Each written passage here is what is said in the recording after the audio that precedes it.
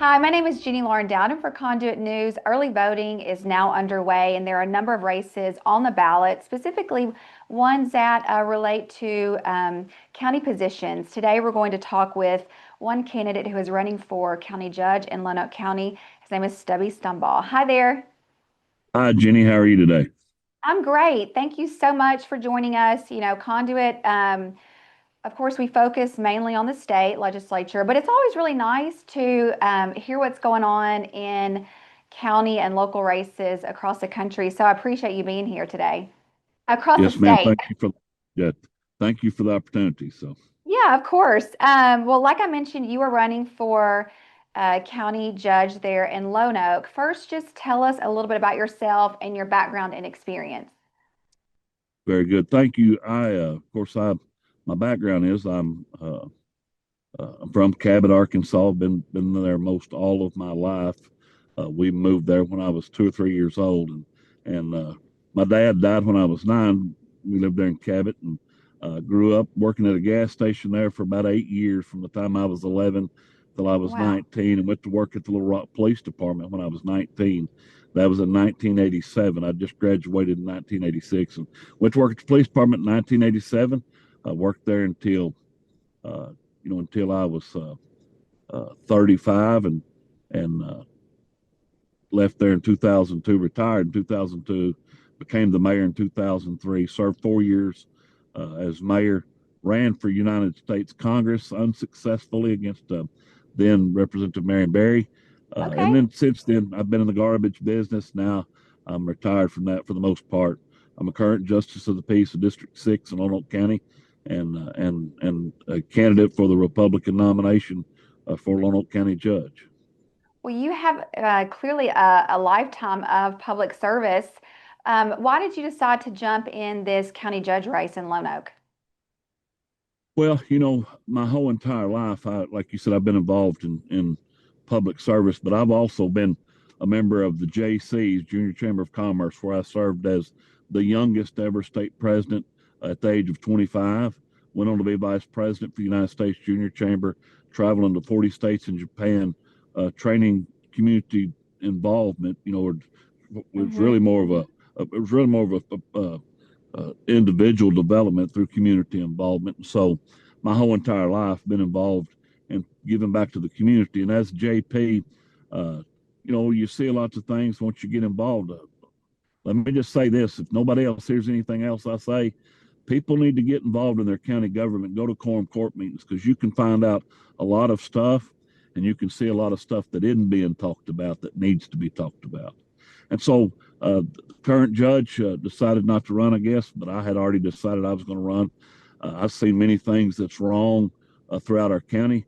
Of course, I really like to think that I'm pro economic development, but we've held back money on these county roads for years and years to build a new road that the highway department in 19 or 2000, I guess it'd be about 2019, did a study saying that this road would alleviate no traffic congestion, that Hmm. this road would cost between 24 and $26 million, and the only people that would benefit from this road being built would be the people that own land where this road goes through, and this uh, that that this road was not necessary. And so we've got Wow. roads all over this county, in the southern part of the county, that really need to be fixed. There's roads that we can't get school buses down to pick up children because the roads are so bad. Fire trucks, police cars tear up driving down some of these roads. So that's where I'm at today. The opening day of early voting is I'm in Carlisle looking at some of the bus routes because they cannot get school buses down to pick up children. I mean, that's insane. How much did you say was spent so far on that one road that doesn't benefit anyone except the landowners? So the highway department estimated between 24 and 26 million, Wow. and the road has been started. It's called the Highway 38 extension. But I'm going to tell you something. I don't know how much has been spent because they do not keep proper records. There is not, whenever there's invoices paid, it is not set, or it's not pinned to that project. So you could buy 100 loads of gravel, and some of it be for that road, and some of it may not be. And so the bookkeeping is awful, and not so much the bookkeeping, because we have a wonderful county treasurer, but when you take and you're doing a project, the expenditures on that project is not kept in order to where you can see how much has been spent there. Yeah, I know that that is something that's talked about there in Lonoke County. I think other counties are dealing with that as well. I know Washington County um, voters here really struggle with transparency from our county government. And so, as county judge, you're able to, and you've had this, years of service. You've worked for the police department, mayor, now a JP. And I would assume that you have a good grasp on local government and how things should go. So, what would you like to do differently, specifically, regarding accountability with tax dollars and transparency? And then also, how would you tackle the roads issue? Because it sounds like it's uh it's really bad there. And it really is. And let there be no mistake, Jenny. I'm not out here sugarcoating or powder puffing. The truth is, Washington County as well as Lonoke County, back 20 years ago when I was the mayor, Cabot, where I was the mayor, was the fifth fastest growing city in America per Mm. capita, the third fastest growing city in the state. On an average, we would have over 100 people a month move to Cabot. We had about 16, not quite 16,000 people when I became mayor, and it's almost 30 now, almost 30,000 So, people in 20 years. And so we grow and grow and grow, just like Washington County. And it's very difficult for local governments, whether it be city or whether it be county, to keep up with the infrastructure because it takes a while for those tax revenues to start coming in. mhm. And so, but once they are, I mean, and we've had a pretty good grasp on tax revenues coming in. So to answer your question specifically, is transparency is a must. If not, everybody perception is reality, and perception is that you're hiding something and it's a lie. And so you have to always be transparent with everything, not only what you say, but what you do and how you spend the taxpayers' dollars. Now, I don't believe that people pay taxes to just sit in a bank and to wad it up or to save it up to build a road to nowhere. Yeah, I believe that people pay tax dollars and want to see those services come as soon as those tax dollars come in. Now, yeah. there's been speculation on how much roads cost to overlay to build, and at the end of the day, if people want somebody to build new roads out in the county, I'm not your guy. But if you want somebody to fix these roads in the county, I'm your guy. And on an average, we have between $9 and $10 million anticipated revenues coming into the county every year. And so you can't, you can fix a lot of roads, but you got to be specific to what roads are fixed, what's the worst, what's the most needs. And so, but when you take and look at the different equipment that the county has, do they even have enough equipment? And that stuff's expensive as well. So to answer your question is, you fix and tackle these roads the same way you eat an elephant, one Yeah. bite at a One, time. that's so true. You mentioned that you are in favor of economic development, and there's been a lot done regarding economic development here in Arkansas. As county judge, how do you balance, attracting and bringing in new businesses and seeing your county thrive, and easing regulations and cutting the red tape versus it's not the government's role to get involved in the market and to entice and incentivize companies to come here, whether it's tax cuts, abatements, that sort of thing. So how do you balance that? What is your view? Well, I think it's very difficult, and I think that this interview is one of those deals. Number one, knowledge is power. And when people know, number one, who they're voting for, or when people know about a project, or people know about this, I was on the phone with one of our smaller communities, smaller town mayors this morning, and there was lots of things happening in her town. And I'm not going to go into her story, but here's what I told her, and I assured her this morning that if there's something that's good for this county, I'm going to go to our coalition of mayors to see which community would benefit from some company coming there and what we can do. I know that the county judge has the power to abate taxes on certain things.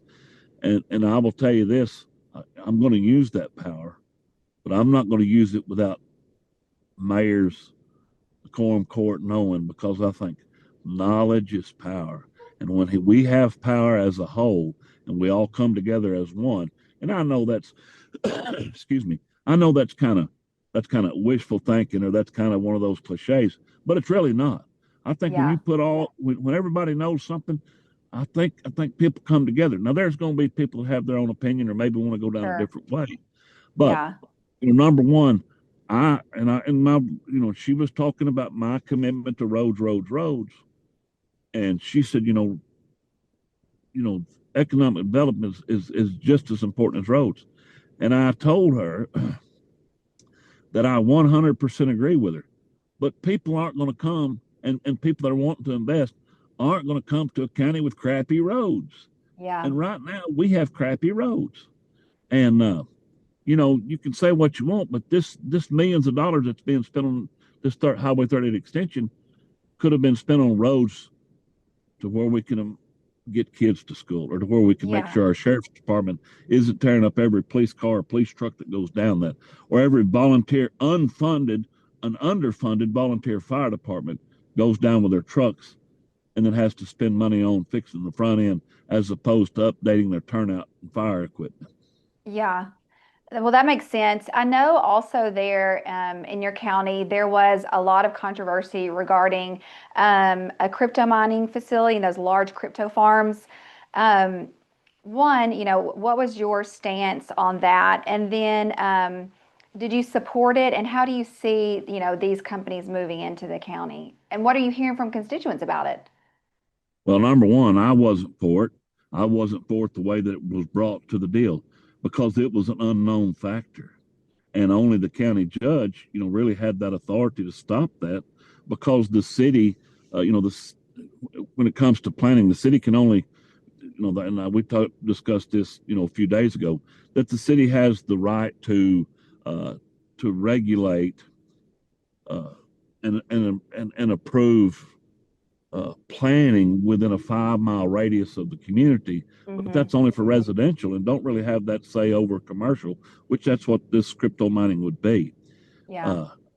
Uh, I'm not totally educated on it, but I do know that a crypto mine takes a lot of energy, and it can be very loud and disturbing to its neighbors. And the neighbors were not in favor of it. And so, therefore, I was not in favor of it either, because at that point, uh, sure, somebody owned that land, but that don't mean they were somebody from here.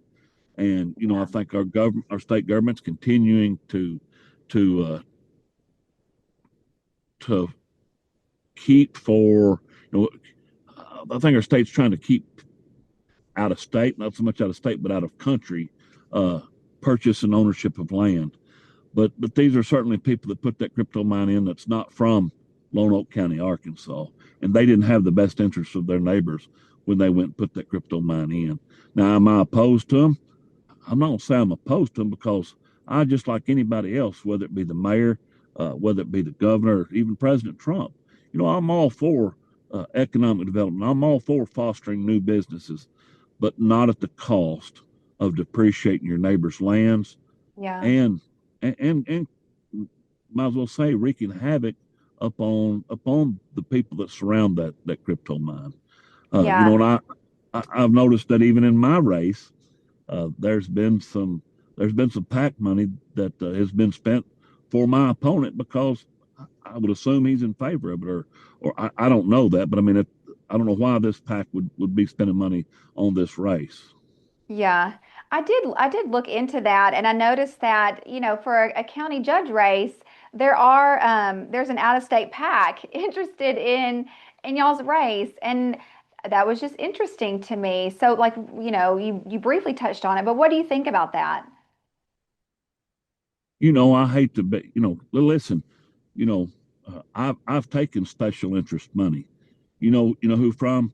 My constituents that Hmm. have special interest in this county. They care about what goes on in this county. And so, to answer your question, you know, and then to be specific, just on Thursday night we had a question and answer forum for the entire county, for the county judge's race, county sheriff's race, the clerk's race, and justice of the peace. And my opponent said that he's taken no special interest money. And the next day you get two mail pieces and a text from a special interest that's called property owners protection. I don't remember what it's called. But Private at the end of the property day, rights pack. yeah, private properties rights pack, which is very misleading.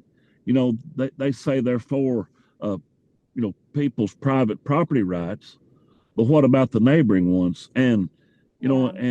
and my opponent is a part of the current administration that has neglected these roads and that has signed off on this crypto mine coming in just yards from the city limits of Cabot.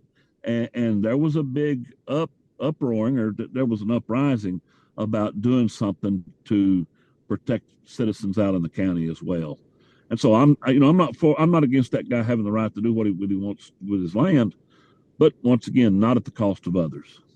Well, I think it's something to watch right now in Arkansas. And like you mentioned earlier, citizens really need to get involved on the local levels because whether it's central planning, whether it's, I don't know if you've been watching in Washington and Benton and Madison counties, but the Industrial Development Authority legislation that was passed, these groups coming in, and it's just central planning. That's all it is. And, That's right. people can say what they want, but that's what it is. And it doesn't benefit the individual and honor their individual rights and their property rights. And so I think now more than ever, voters need to, in this race, look to see, okay, who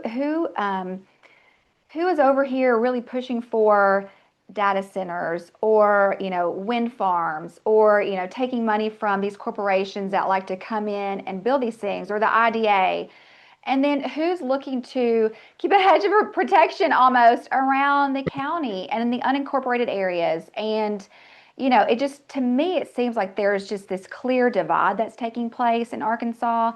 And that's why it's so, like you mentioned, it's so important for people to pay attention on the And, county level. and I believe that we need to encourage and support the creation of maybe new energies, but not at the cost of the things that Yeah. it's going to cost from noise pollution. And I'm not a big green guy. I'm not a tree hugger. I mean, I'm a Christian conservative. I have been for over Hmm. 35 years. I've been a part of the state party. I was the first vice chairman of the state party, 20 years ago. I mean, Okay. so I was a member of the Republican Party when I was 18 years old, and I'm 58. But I mean, I'm Yeah. just telling you, I've been a member of this party. I was a member when you could have held our meetings, as they say, in a phone booth. I mean, Yeah. My uh, boss says that. and I'm not a Johnny come lately Republican. I've been here. I've supported Republican candidates. I've supported Republican ideas. But at the end of the day, I always said that I was a Republican because, and not that Republicans have the corner on Jesus, but you know what? Yeah. We don't just leave Jesus at church. We Hmm. live with Jesus every day. And I'm not saying that I'm a perfect guy and that I do everything, and I might even say a cuss word every once in a while. But at the end of the day, I'm real. I'm a Christian conservative. I'll always stand up for the rights of the unborn children. The county judge has nothing to do with that. But if you don't start on a local level, you'll get a run amok in our country. I'll stand up for the Second Amendment rights. I believe that everybody should have the rights to bear arms as long as they're not a convicted felon. And I believe that a less government is a best government. I am nowhere close to the mayor of New York that says there's no problem too small that the government can't get involved. I don't want the government in my life, but I Yeah. also want the people that I elect to represent the ideas and the ideology of protecting my property as well as everybody else's. And so, Hmm. there's just so many things, and you're exactly right with what's going on. I'm very concerned, because I'm not concerned about the race because the truth is we've worked hard, we've raised a lot of money, we've spent a lot of money. I have a lot of people at the polling places today while I'm out meeting with constituents in smaller towns. I'm going to a lunch meeting, then I have a meeting with a school bus driver in Carlisle, Arkansas, to go down her bus route. Okay. That is so sad that Yeah. these roads have gotten so bad that even a school bus driver calls me and said, I I'm see. going to vote for you if you'll come and look at my bus route. Wow. Yeah, you're right. You're right. Besides the roads and accountability, transparency, tax dollars there in Lonoke County, what else are you hearing from constituents that they would really want you to focus on should you win? You know, some of the mayors, just smaller town mayors, we've talked about economic development already in this too. But I think, I think we're missing the boat on so many things in our smaller towns. South of Interstate 40 or Interstate 70. I mean, and even though I'm from Cabot, which, the truth is, about 60% of the population is from my hometown. Hmm. But there's not as many county roads up there as there is down south. And we really Hmm. need to pay attention to everybody. And I think, as you say, transparency, but I think communications is by far the largest that we communicate with what's going on in the county. Like I said, as we started out, I really wish that people would come to the quorum court meetings to Yeah. see what's going on, to look at the issues. You know, I just, there's just so many things going on, and Yeah. you don't want to be out here and beat the drum to something so loud that people can hear these other drums. But Yeah. we, we, we, we don't pay our county employees enough, so it's very tough to not have a big turnover. Now we have Yeah. quorum court members that's submitting legislation and uh, and submitting ordinances to change the budget for justice of the peace, to get paid more per diem to come to a budget committee meeting, while the county Washington County, judge. listen, Washington County JPs recently did that. If you go to Conduit News, go look at what our county has done lately as far as the budget increases in every department. County, our county judge, uh, the county attorney, uh, increase for JPs. It would blow your mind. It really Listen, would. we voted in December on a budget. We'll bring that Yeah. up at the next budget time. Don't bring it up Right. to amend the budget, because here's the thing: the current county judge appoints the committee members. Hmm. Well, The budget committee meets about 10 times a year. yeah. I'm on the Yeah. building committee. I'm on the building committee. We may meet one time a year, if that. So Yeah. you get $120 or whatever the per diem is per meeting, up to $1,200 a year. Well, they're going to max that out, Uh-huh. and Yep. and I and I just think it's, and here's the next deal. They had probably 10 meetings, of which one, maybe two, had a quorum to even vote on anything to begin with. Well, they said, well, if you pay JPs, then they'll come to the meetings. Well, you knew what you was running for when you ran for it. Right. You knew what you Right. was making, and you Your accepted call. you accepted that you accepted that appointment to that committee. And so I would show up to one of the budget committee meetings, and they tried to count me as their quorum so they could vote something to pass it. And I just said, point of order, I'm not even on this committee. Oh my Therefore, goodness. the rules say that it has to be a majority of those appointed to the committee, not the JPs. And I said, I won't be violating the law. And one of the Yeah. JPs said, well, who's gonna know? Me. I have to sleep at night. Yeah. I mean, Two things to that is one, what you said, oh, well, they'll come if we pay them. It's your title is literally a public servant.